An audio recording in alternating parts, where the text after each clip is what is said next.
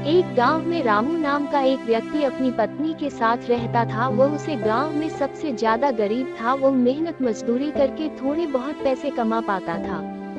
उसके पास रहने के लिए एक छोटी सी झोपड़ी थी। उन दोनों को भरपेट खाना नहीं मिल पाता था।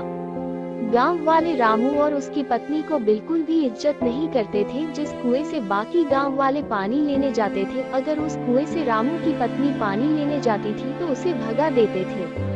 रामू की पत्नी और रामू दोनों बहुत ही उदास रहते थे और यह आशा में रहते थे कि कब हमारा भाग बदलेगा और हम भी अच्छा खासा पैसे कमाएंगे। रामू अपनी मेहनत मजदूरी करके इतना भी पैसा नहीं कमा पाता था जितना कि गांव वाले कमाते थे।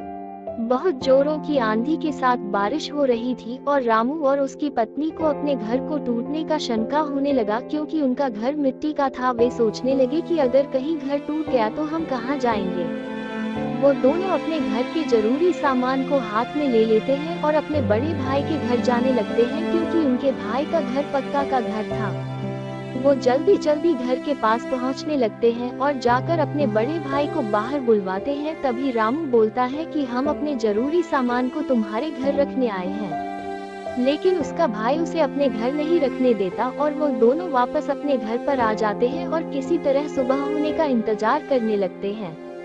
सुबह हो गई और बारिश की वजह से रामू को कोई काम नहीं मिल रहा था। ऐसे ही कई महीने बीत गए। एक दिन की बात है, उसे गांव में एक बहुत ही बड़ा मेला लगा और बहुत सारे व्यापारी अपनी महंगी महंगी गाड़ियों में मेला देखने आए। एक व्यापारी मेले में से गांव तक आ गया, तभी अचानक से बारिश शुरू हो गई और उसे व्यापारी का गाड़ी कीचड़ में जाकर फंस गया।